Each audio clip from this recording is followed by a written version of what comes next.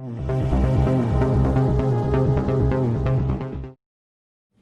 ready?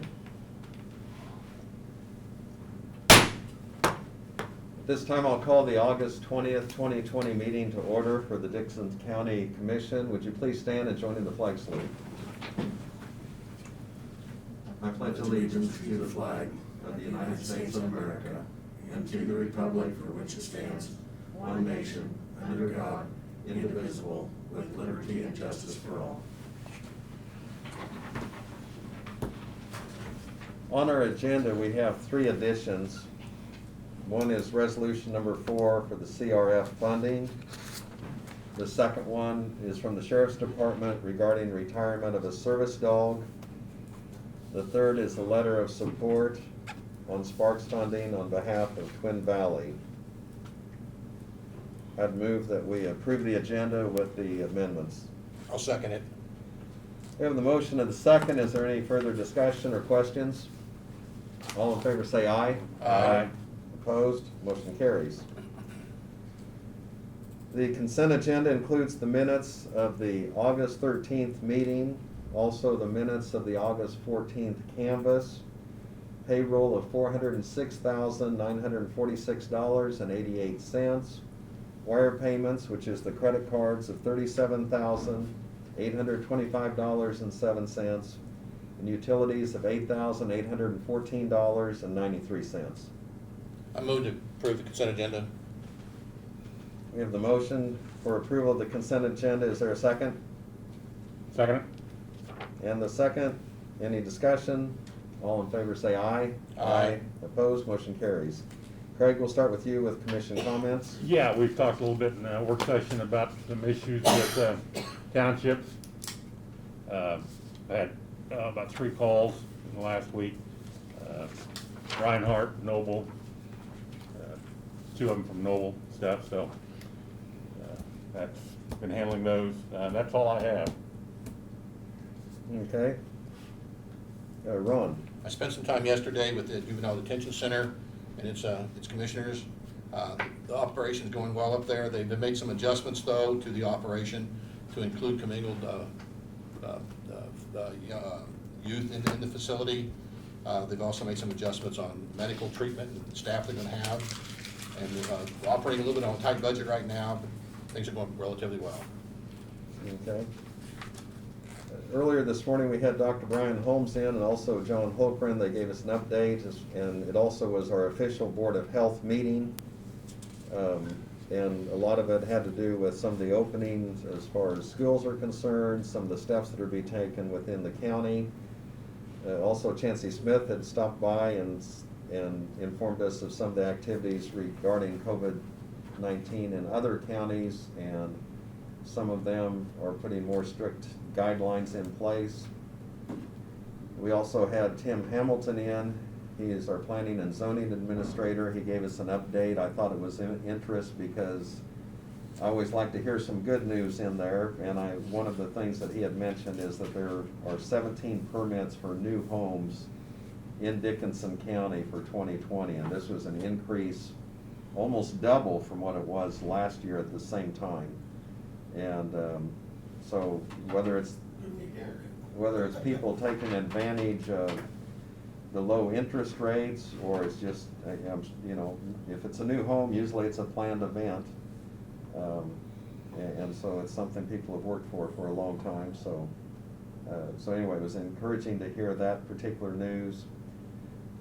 He also said that he's starting to hear that there is some feedback, and I think the other commissioners had mentioned that, as far as some of the wind farm people reaching out, kind of in that Hope Ridge district, and looking into leasing land. And we have not been directly notified as far as the county is concerned, but we are hearing that there is some activity in regards to that. And as Craig mentioned, some of the townships, also Greg Sexton had called me, and it is in regards to a conditional use permit up on what was known as the Bergmeyer land, and he was just had some concerns and wanted to make sure that the guidelines of the conditional permit were in place, and had concerns as far as water runoff, and we did have the hearing on that, the planning commission, but also their recommendation came before the county, and the county had a hearing and an approval on that at a later date. We also, and I'll cover this particular one as far as on our notices and communications. But anyway, that's all I had as far as commission report. Are there any, there's no petitions or proclamations, are there any public comments on any issue that is not on the agenda? Hearing none, we'll go ahead and move on to our reports of county officers. And so Brad, if you'd go first. Sure, we had, as you know, we had planned on closing Fair Road on Monday, in the 2700 block, so that L&M Constructions could start that bridge replacement. Martin was notified today by L&M that that's gonna be delayed slightly. I don't know exactly how much, whether that's a few days or what, but they're trying to finish up another project they're on, and they will get in and take care of that, so as soon as we know something, we'll get it done. We do have signs in place, our big LED signs are in place up there, and telling people that they will be closed to prepare for alternate route, so. Yesterday, we had our asphalt crew was out on Northwest 14th Street, and I snapped a couple pictures to show you they were paving, repairing the railroad crossing at Washington Street. If you've been through there in the last year or two, you would certainly remember it. It leaves a memorable experience in your mind as your forehead smacks the top of your vehicle. We repaired that, and I will tell you that that's not necessarily our responsibility for 25 feet either side of those tracks. It would be Burlington Northern's, but we can't get them to do anything, so we bit the bullet and did it. So the guys, I think, did a remarkable job of getting that done. Just had one other picture of them rolling it out and smoothing it out. And I drove across it on the way home last night at 6, and It's nice. 1,000 times better. So. But I wanted to stress the fact that we did it, but it's not necessarily because it's our responsibility. We had to wait to get the railroad to issue us a permit. They have to send somebody out that sits on site and moves the guys back or lets us know when a train's coming so we don't get caught, and have a bad experience. But we did get it done, and sometimes when they see our crews out there, they assume that we're finally doing something that's our responsibility. In this case, we're doing something that's not our responsibility, but it was getting dangerous for the public, so we bit the bullet, took care of it, so. We did fuel bids yesterday, and Robson got the low fuel bid for unleaded for E10 at $1.50 a gallon. So we had ordered that up. It's been a little while since we got fuel, so with all the slower things going on and no travel, that kinda helps a little bit. You had talked about the request for diversion funds for the sheriff's department. We had I don't know, I mentioned last week, but we had a sinkhole that in the last couple of weeks has developed on 500 Avenue next to the old lake at Harrington. I personally had struck it a couple times coming back from Harrington over the past couple of weeks, and so I can attest that it was rough. It actually is a collapsed tube that goes between across the road between the lakeside over to the other side, and it needs replaced. So Martin had gotten out there, planned on replacing it. The downside is there is a major fiber optic line, a copper line, and a water line for Harrington that goes through there. And none of the city could tell us about where the water line was and how deep. AT&T wouldn't tell us anything, and wouldn't help at all as usual. So we did have the hired a company to go out there and do the exploratory depth stuff where they shoot the high pressure water, and I forget what it's called, but anyhow, I think they located or figured out that the fiber optic and copper lines are low enough we don't have to worry about them. They put them in deep. They did find the water line and are scheduled next week to replace that tube. So 500 Avenue will be closed for a couple of days next week while we replace that. But it's something that has to be done, so we'll get it taken care of. So. And then in your packet, I provided you a copy of the listing of purchase cards. Craig had asked last week about how many purchase cards we actually have. As you know, printed out the list of those. We've got quite a few of them. Each department's assigned so many depending on the department. And some departments actually assign a card to an individual depending on their job function. And then she also printed the limits on those. So there are a few of us, like the biggest card we have, it has a higher limit, is one that stays in the office and we pay utilities for. And then my card has a higher limit because we use it for some of the bigger items that we're purchasing them. But for the most part, they're a couple $1,000 limit, so that if we do get, experience a fraud or something, they can't hit us too hard. So we've got a couple that have been canceled because of fraud, but they were caught by the credit card company early on. And UMB does an excellent job of managing that for us, so. But if you have any questions on that card list, why, let me know and we can try and answer it, so. Other than that, the resolution that you've got on the CRF funds, that is the last resolution of the reimbursements. So that is, and I believe this one is for, the, St. Andrew's School, gets a small amount, and then, one of the cities, I believe, so. That takes care of all the reimbursement funds, and we have submitted the, documentation Janelle has to the state for the direct aid portion, and we're waiting on the authorization on that. Once that's done, then we'll be able to distribute that money as well, so. It's all done. Okay. Did you have a chance to visit with Doug as far as? I have not this morning, so I don't know whether he got tied up in court or what, so. And if he does have something for us, usually he brings it before us. And Yeah. one thing I might mention too, as far as on the credit cards and on the purchases, I mean, if there is something where it is more an emergency type event or something that takes place, Brad does have the ability to notify us also if we'd have to have a special meeting. So, I mean, we don't necessarily have to wait, and he has been very communicative when any emergency situations have come up too, so. And we kind of refer to them as credit cards. These aren't traditional credit cards. They're more of a purchase Purchase card that card. gives direct access to, because we don't, legally, we can't have credit because Thank you credit for is the when we're borrowing clarification. something, so. But it is they're called municipal purchase cards, and so they're done so that we can have the ability of using them. They work just like a credit card. And a lot of businesses, a lot of purchases we do now, more than otherwise, are online. And, and so you have to have that type of a card, a Visa or MasterCard, to even do business with more places anymore, so. So Brad, on your cards, are they the department heads that hold them and purchase for the department, or everybody has a card? It depends on the department, Ron. Okay. Like, for example, the sheriff's department, the investigators, for the most part, all have their own cards assigned to them, because they do a lot of traveling and stuff when they're investigating. So if they need fuel outside of the area, or if they need to buy lunch, or if they're going to training and need to pay for a motel room and stuff. Some departments, like the appraiser, for example, has one card for the whole department, and Bruce maintains that. I see. And I think Barb probably does that for hers. Some of the departments don't do much travel, and everything's purchased from the office, so it just depends on the particular department. But we do document everyone as, somebody, and it's listed there, is responsible for every one of those cards. Whether that's the department head, or if they issue that out to an employee, they are responsible for that particular card, so.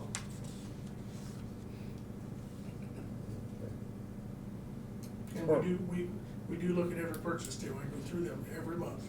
It takes about a half a day to do every purchase to look at them, so.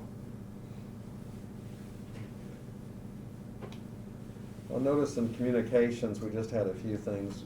One of the things, Brad, I forgot to mention earlier, and I don't know if you're gonna gather more information on it, but from the county attorney's office, we had the recommendation for some of the diversion funds. Is that gonna be something we'll consider at a later date, or is? I can talk to Andrea based on the conversation you guys had with Garrett, if you would like. Yeah. And get a little bit more information. Okay. Because I do, I respect Gareth for bringing that up and mentioning that. And I do think that it probably would not be a wise investment to spend that with somebody that may not be here very long, so. Okay, yeah, okay, very good. I did not have any other notices and communications. We did receive one letter. And they had a concern as far as how we're going to do some of the transition to the Civic Center. They wondered about some of the electrical needs. They wondered about some of the security needs. They're asking who is in charge on the renovation. I mean, I think that's been very clear. And some of the transition things, I know Brad, you've worked very hard on that. But anyway, and of course, one of the issues I'd mentioned earlier, up there on the property there at the old Bergmeyer place, I mean, we welcome comments from people and phone calls from people, and, you know, hopefully, sometimes these things have had consideration, a lot of thought put into them in advance already, so, and, you know, we're trying to just say that's a given, but anytime someone has a question, I mean, if it's something we have overlooked or we need to focus on a little bit more or provide an answer to them, we're more than happy to do that. Just a couple things on that, and I didn't read probably the whole thing, but a couple concerns they're legitimate concerns. One is electrical. We know that the Civic Center's current electrical condition will not support what we have. Just this week, we got pricing from Linder Electric, and he has been over in the last couple of weeks and looked at underneath the building, what it would take to put in additional electrical circuits through there in a way that it wouldn't impede the interior design of that historical building. And I've talked to Jane has approved that, and I gave Chancey the okay to get Max in there and get that done between now and November. This isn't our first rodeo. Now, to that particular circumstance, I haven't shared that with all the county employees. I've got more than enough going on than to brief every department on the intricate details of making sure we have electrical and sewer and water sufficient. But we know what it's gonna take, and we're working towards that, and so, I guess if they have questions, that person's spouse can certainly come ask me, because they certainly ask enough of the others, so. Yeah. But we are concerned. The other thing I noted there was about, you know, it kind of insinuates in administration of where they're gonna go, because we may not wanna go there because it's dangerous. I can tell you that we're the sacrificial lambs, and my staff are gonna get plugged in closets and anywhere there's an extra foot of space. Because we don't necessarily have to be there, because the public doesn't come into our office every day, like the register of deeds, the clerk and treasurer. I mean, they're the people that the Essential public service. depends on. That's right. So, you know, Diane may be in an extra office here in the new sheriff's department. I may be at the health department on a table. Chancey may be at the transfer station. We're gonna be wherever we can find a place to sit down for a few months.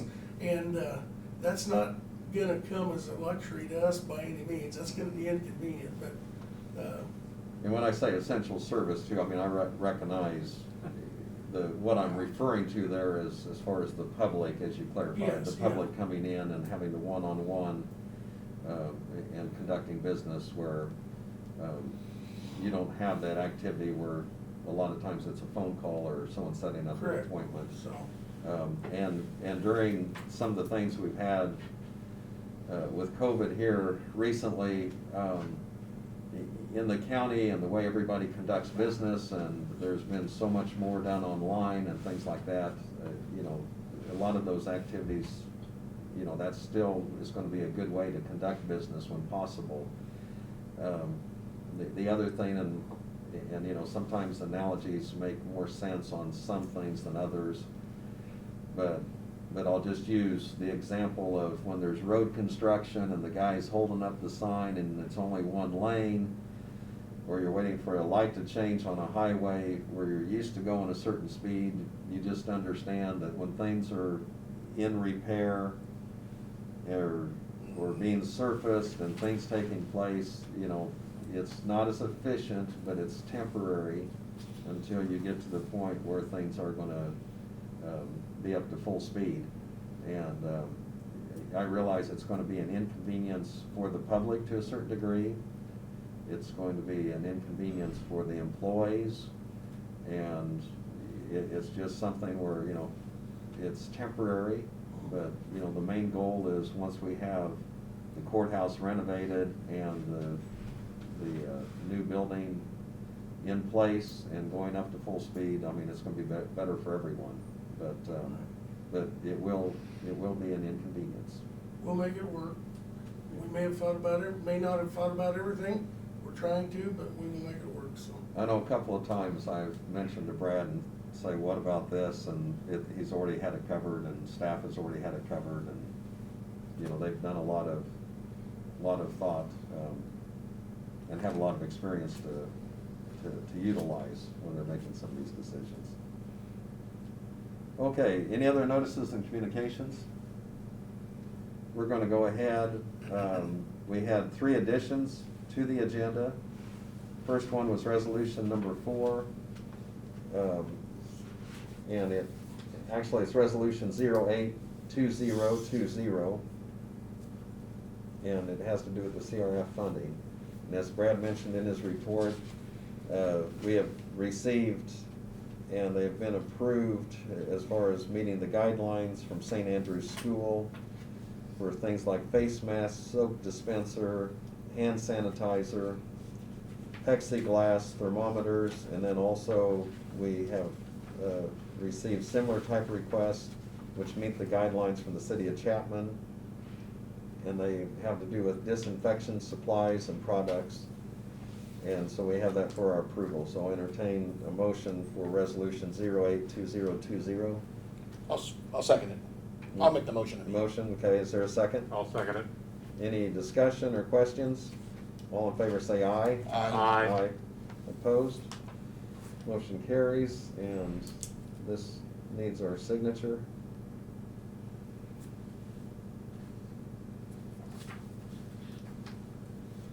The second item we had, and we had discussion on this in the work study session, was to retire a service dog. And this is a dog that probably has arthritis or other type issues, that is 4 years old, approximate or older. And anyway, the sheriff has said that the handler of the dog is willing to take this dog, and also probably at some point may be leaving the sheriff's office anyway. And so procedurally, we need to do this, and it's usually you're able to utilize the dog for more years, but this one with medical issues seems like the prudent thing to do.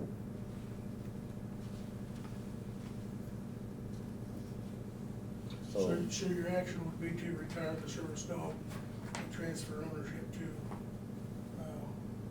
Deputy Hurd. I'll make that motion, Barb.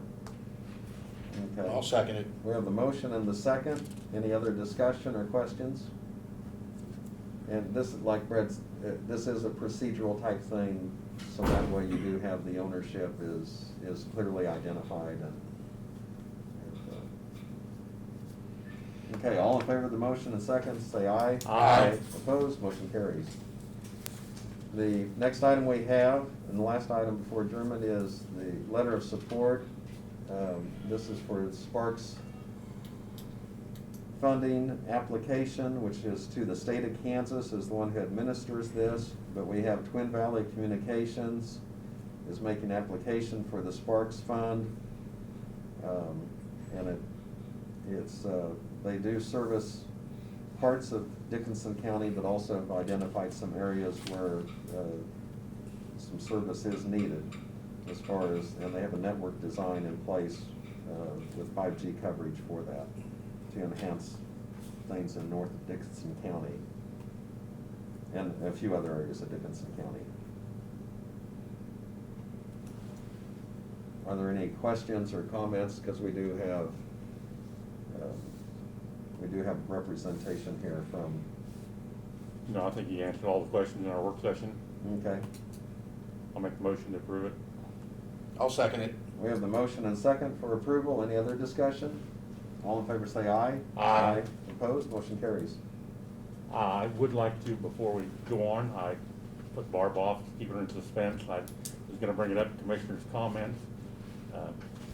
Since the election's over with, I asked her to give a tutorial on electioneering 101. Huh. I put this down so you Yeah. can hear me better. Well, let me take mine off so I can hear you. Well, I just feel like I'm No, not that's very fine. loud. So Craig just asked me to talk a little bit about, at the canvas, you had a total of 129 provisional ballots, and you decided 98 were legitimate to be counted and 31 were rejected. And most of those that were rejected were due to the fact that people were changing their party affiliation. And they're not allowed to do that on election day, and there is a statute that says they So can't do that. If they wanted to, when would they have had to do that? The deadline to do that was June 1st at noon. Okay. And other reasons were people were not registered before, or we did have one person that did not provide photo ID. And they had the opportunity to bring in the photo ID before the canvas, but they did not, so. We also had mailed out 655 ballots, and 614 were returned to our office legitimately. They were signed and everything. So 41 people, for one reason or another, did not return their ballot to us. Some of the reasons that we did not count some of the ballots that were mailed back was because the signature was missing, and we couldn't get a hold of the person to come in and sign their envelope. 4 were returned because they were not deliverable, which means the people moved and didn't re-register, and ballots are not forwardable. And there were a couple of them that were marked deceased on the envelope, and we evidently didn't find or have an obituary in the paper, or, to pull them out of our files. So that was some of the reasons they weren't counted. So then we're getting ready for the general election, and the last day to register to vote for the November election is October the 13th. And advanced voting starts the next day, which is October 14th. There have been a lot of advance requests mailed out from a company in Missouri, and they are legitimate requests. The Secretary of State's office has looked them over and said they are legitimate requests. So people can send those in to us, and we will have them on file. We are still gonna mail out an advance request to registered voters in the next 3 weeks, first part of September. And people will have the opportunity to send those back and get ballots by mail. They can still go to their polling place on election day, or they could come in here and vote early, starting on that October the 14th date. So they have 3 ways that they can vote. And I just want to let people know that even though they're mailing those requests to us now, we don't have ballots yet. We will not have ballots, and the first day that we can, by statute, mail a ballot out is October the 14th. So we will have those on file here, ready to go, but not until October 14th. So is there anything that you guys can think of that I didn't answer, or? One comment, and I gave an answer to people, and it's just I think everybody wants to make sure that their candidate is getting a fair shake and things like that. And they didn't understand this, but they noticed that one candidate's name was listed above the other. And so they thought, does that give that person an unfair advantage? And of course, I know, you know the answer, you might explain the answer, because I know you know it and I know it. But what's the procedure on that? So if there's more than one candidate for a position, meaning the people that do our ballots, print our ballots, they do a ballot rotation. So now for state offices, the state sends me a rotation and says, okay, for Dickinson County, this is the order of this particular race. And so then Geary County would have a different rotation for that same race. Now, for county offices, for instance, the sheriff's race where there were 2 candidates, the company that does the ballots for us, that prints the ballots for us, they do what's called a standard rotation. So in this township, this name is first, in this township, then the other name is first, and it rotates throughout the county. And the ballot machine counts the oval that is darkened. It doesn't just stop at the first name that's on the ballot. If there's a darkened oval, that's what the machine counts. So it doesn't matter where their name is on the ballot, it will get counted if the oval is darkened. And probably not as technically, but that is a little bit the answer, that, I mean, it is evened out because it is rotated, so. I didn't know it was by township to township or precinct to precinct and so on, and I didn't know about the state coming up with the order. Yeah, on the they do state they do the offices. state offices, so. Okay. But anyway, you know, when people have questions or comments, you know, usually there's an answer or a solution, so. Yes, if anybody has any questions about if they're registered or, you know, whatever, they can call our office, 263-3774. Operators are standing by. Yeah. Okay. COVID-free operators. Yeah. Okay, thank you. Any other questions or comments? I'd move we adjourn. I'll second it. Of the motion, the second to adjourn, any other comments? All in favor say aye. Aye. Opposed? Motion carries, we adjourn.